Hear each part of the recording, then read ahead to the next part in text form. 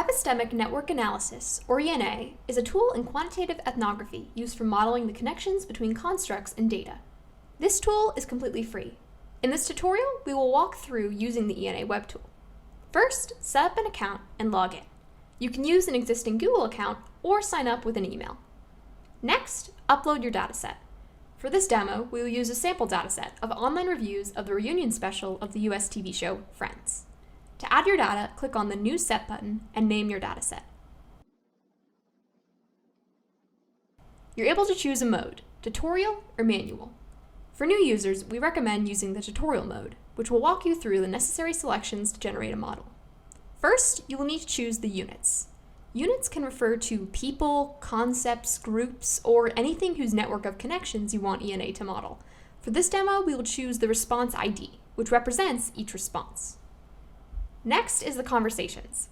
Conversations are collections of lines within which ENA models connections between concepts. For example, you may want to model connections within different time segments, such as months.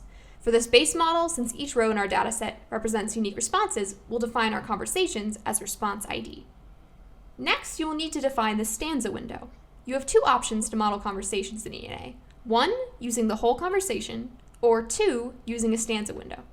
Using the whole conversation means that all lines within a given conversation are related, and ENA will model the connections across all of those lines.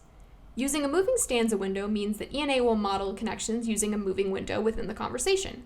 This is most relevant if each entry is relational, such as a dialogue between participants. In this demo, since each line is distinct from the other, we will choose the whole conversation. The following step is choosing the codes, which are the relevant constructs you wish to examine.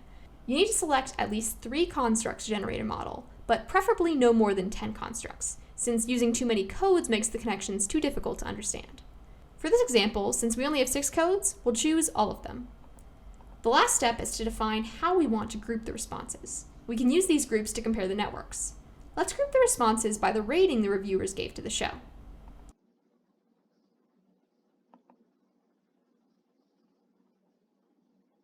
Now, here are our initial models. We can already see there are some differences in the network models by how they were rated. On the left of the screen, we can see the color for each rating group and pick out different ones. We can also choose to see only the highest and lowest rating by clicking on the small graph icon next to groups 2, 3, and 4, and deselecting to see the group mean and confidence interval. Now, by clicking on the 2 squares left, we can easily compare the 2 networks. We can see how viewers who gave low ratings were primarily disappointed, with solid connections to sadness and memories. In contrast, those who gave a highest rating of 5 show a network of love, memories, personal connection, and happiness. This is just a first take of a model, of course, but you can immediately see how ENA can help you draw out new interpretations of your data. We can further explore the impact of choosing different units, conversations, or other ways to compare. Under the Codes tab, we can exclude some of the constructs or add others. Lastly, we can click on the Stats tab on the left to conduct statistical analyses of the networks you are examining. This was a very short explanation of how to get started with ENA, and true familiarity takes time and further experimentation with the tool using your data. If this doesn't make sense initially, it's okay. You just need a good place to start. We encourage you to reach out to the QE community to find additional resources and connect with other researchers to develop a more complex understanding of utilizing this technique. Good luck on your next research project.